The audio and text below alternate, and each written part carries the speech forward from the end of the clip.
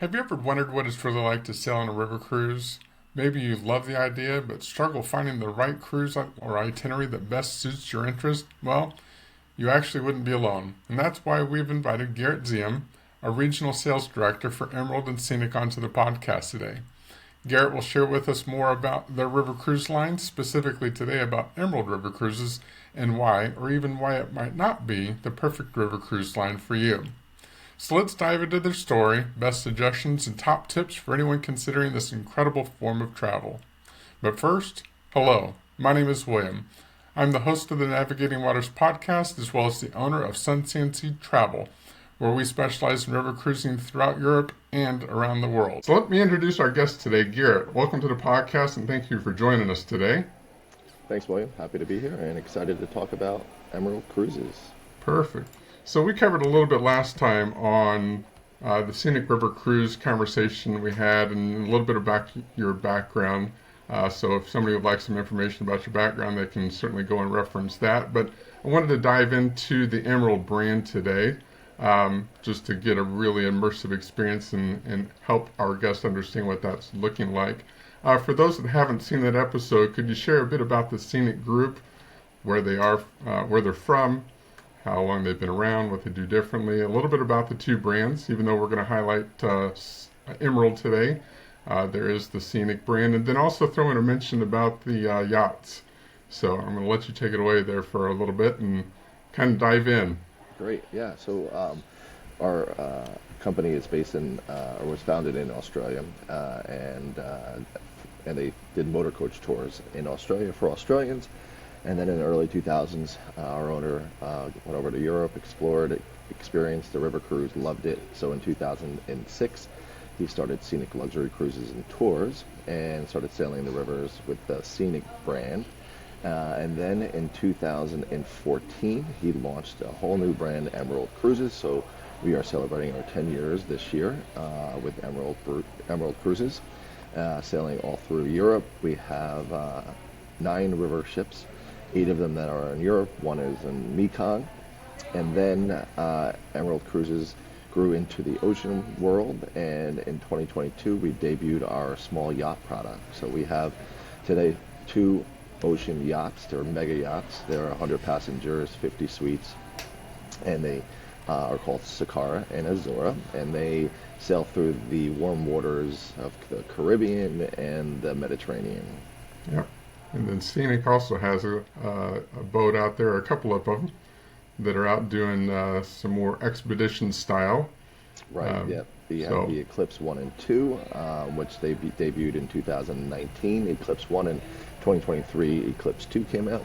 And those are 2 expedition discovery ships that are just out of this world. They travel all around the globe. Touch all 7 continents, 80-something countries, 300 ports, traveling 365 days a year. Right. That's awesome. So the big question that we really want to dive into today is answering the question for the audience about how Emerald is different. So many cruise lines out there really kind of appear the same. They're the similar size, similar shape, similar appearance, but they do actually have some differences. As you know, we sailed on Emerald a couple of months ago. We did the Emerald Destiny, going up the Rhine River. We had a wonderful experience, and one of the things that I noted that was a little bit different was the contemporary design. But there's obviously a lot of other differences, and I'd like for you to just kind of tell us a little bit about what some of those differences are and what makes Emerald unique from the rest of the brands in the industry. So Emerald is our premium brand. It is our nicely inclusive, bringing high quality of service, immersive cultural experiences, has a very high focus on wellness and fitness, and it tends to gear towards the younger, more active traveler compared to some of the other cruise lines that are out there. As you mentioned, very contemporary design, very modern. There isn't really another ship out there that is this design focus of just real simplistic, minimalistic, contemporary. Has what we have also on our Scenic ships, the indoor-outdoor all-weather balconies, which I think are game changers. You don't lose any square footage of your room because your balcony is outside of your room. It's inside. There is some separation between the room and the balcony itself. And then with just a touch of a button, the top half of that window falls down and below the bottom half, and you have this incredible balcony. And that is for all of our balconies on our Emerald chips. And then what I think is one of the biggest game changers on the rivers on our Emerald chips, and these are the ships that are in Europe proper. So on the Rhine, Main, Danube, and in France, we have the indoor pool with the retractable roof. It's amazing. It's heated. When the weather is nice, the roof opens up, and all three walls are all floor-to-ceiling glass. It's on the aft of the ship. It's an infinity-style pool. It's 15 by 18, so it's quite a large-sized pool. Yeah. And my wife and I also sailed on that itinerary that you did, and it was just, it was amazing. We sat in there, we were sipping champagne, sailing down the Saône in the south of France on a river cruise. It was magical. Yeah. No, that pool inside is definitely a unique touch. We were on there in October, so chillier month in Europe. But the indoor pools, people were still able to utilize and take advantage of it. We saw quite a number of people enjoying it. We were most often out exploring as much as we possibly could. So yeah, that's definitely one of the big differences. And you had mentioned the French balconies where the glass drops from the top down. That is kind of a unique element that a lot of people don't recognize. There's a few brands that do the same thing, but other brands also have just a sliding glass door that's more reminiscent of what you would have at your house, which is a nice element, but it does take away half of that space where you're not able to take advantage of two sides. Two people can comfortably, stick their head out and look up and down the river. When you have a slider, it's just half glass over to the left versus the top-down approach. So it's kind of a unique design that I really appreciated. A hot topic that's special to me, just so people can understand what the industry is looking like, and one we discussed before, is going to be the booking trends. I've noticed that availability just continues to shrink year after year. If you want to hit on that just real quickly, how things have been looking for this year versus previous, and what that trend looks like going forward. Absolutely, yeah. Pre-COVID, it was 12 to 18 months. It was pretty standard. You booked a river cruise. Then post-COVID, we were within the 12 months, even within 6 months. That was basically when we saw most of our business. Today, it is back to pre-COVID, and it's getting further and longer. You have to consider booking now 2026 if you want for your preferred cruise, for your preferred cabin. We do have some availability in 2025, but we're looking to go into 2025 with about 75% full.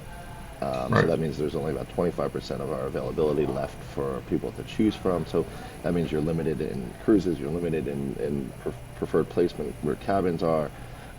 So we do have availability in 2025, Yeah. but we are now really pushing, and we're seeing a lot more traction in 2026. And we'll start to see 2027 when we get into March, April, May of 2025. That's when we'll start to see people, and that's when we'll have like soft launches for 2027. River Cruise coming out, and we'll start to see interest in 2027 very shortly. Yep. We're excited to have those come out and have people start taking a look at it. It helps explain the differences. So many people are used to that ocean concept with thousands of cabins on board, and it's easier to find space when you want to book something 4 or 5 months out. And it sounds like a selling tool, right? That Right. book now, and it really is. It's not. I've been doing these presentations and talks with consumers, with advisors like yourself, and the question always comes up: when do I book? And I tell them right now. I said, if Yeah. you want your preferred cruise, your preferred cabin, you need to do it now. That's why it's such an important question for me, because so much of the time I sound like a car salesman that you need to buy it tomorrow or today, and don't wait until next week, next month to think about it and get all your plans straightened up, because cabins are going to disappear. Right. So jumping back to the audience of Emerald, what would be the target audience or the ideal client for an Emerald River Cruise? What do they look like in terms of they're more active. Just where are people going to find people that relate to them the best? Yeah, like you said, 55 and older, empty nesters, the more active, wellness focus, traveler, people that like to stay in boutique style hotels.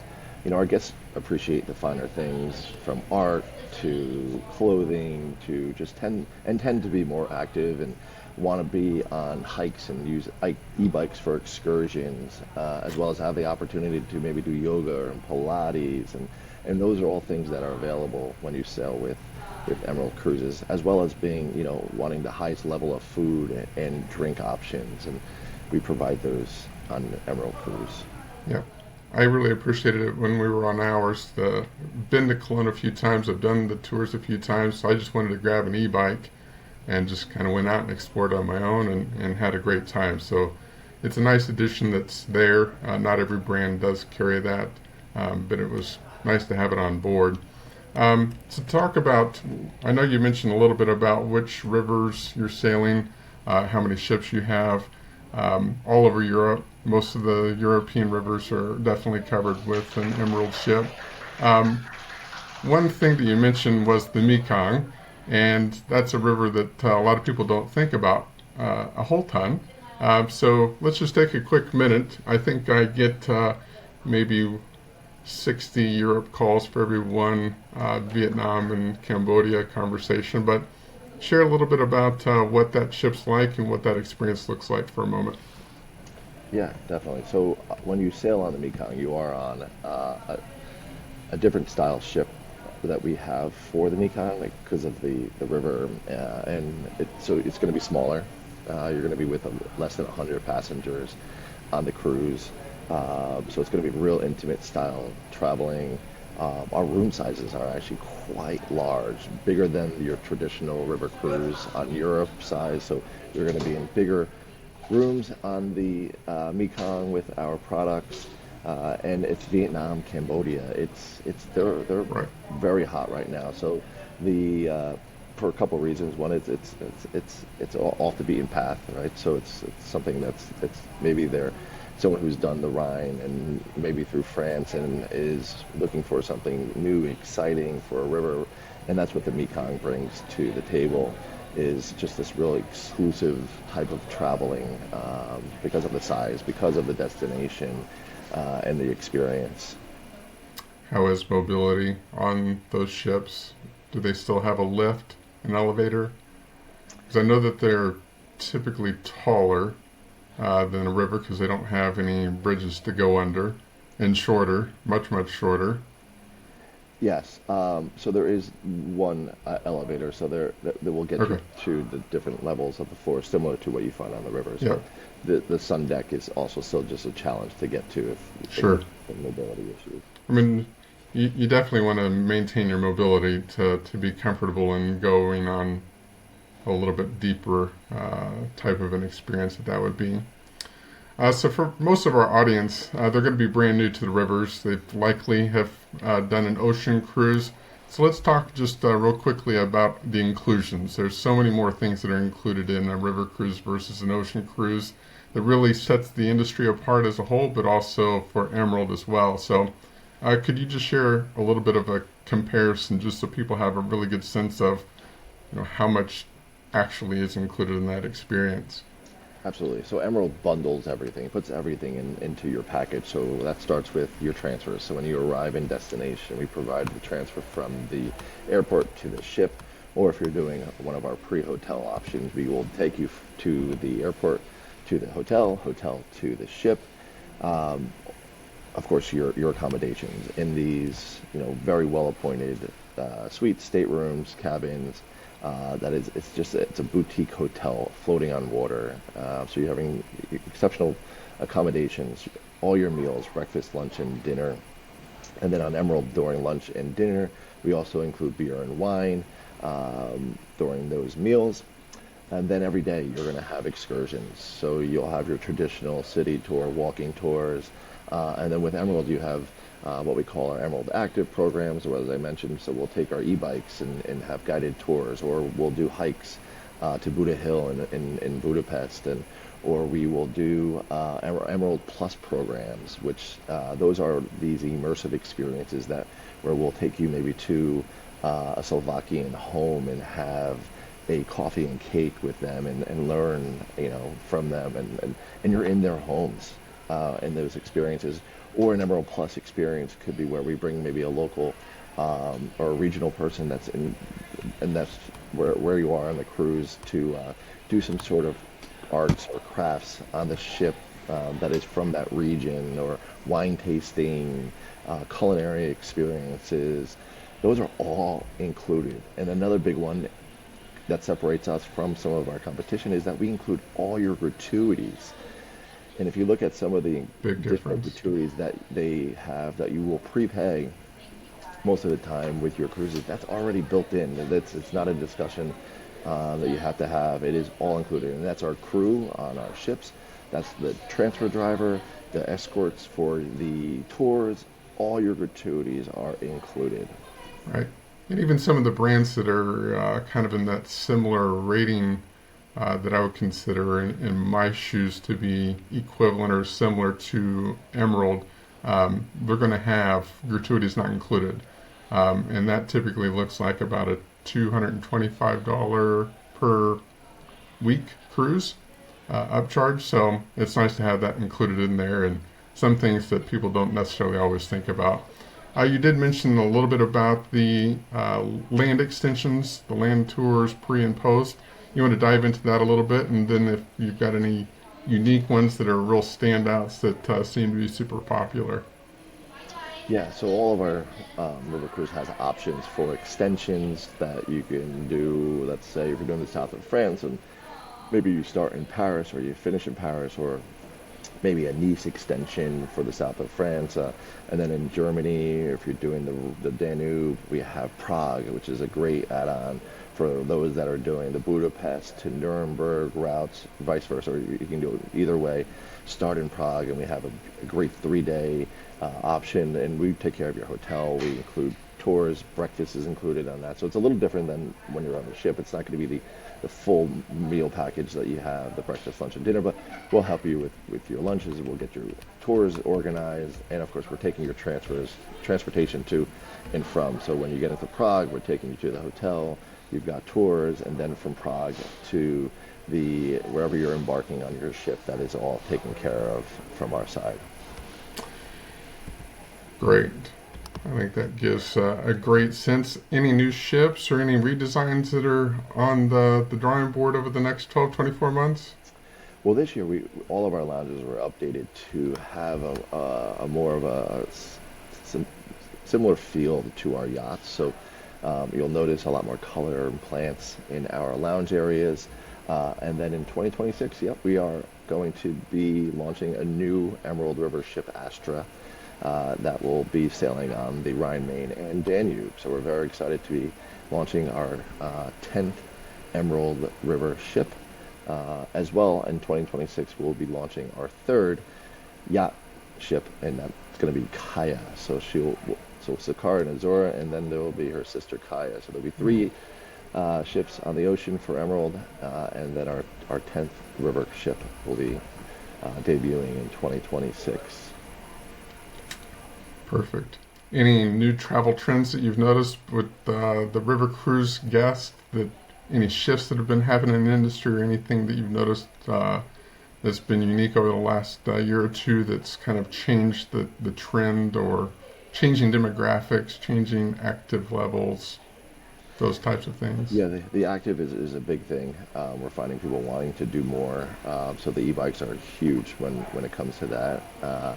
And just having these pre-placed programs of yoga, Pilates, and even water aerobics on some of our ships. We're also finding we're getting more multi-generational requests. We typically don't see a lot of children on the boat, but we do allow children from 12 and up. And we're finding that it's becoming a little bit more of an interest. So we're finding the grandparents taking their kids with their kids.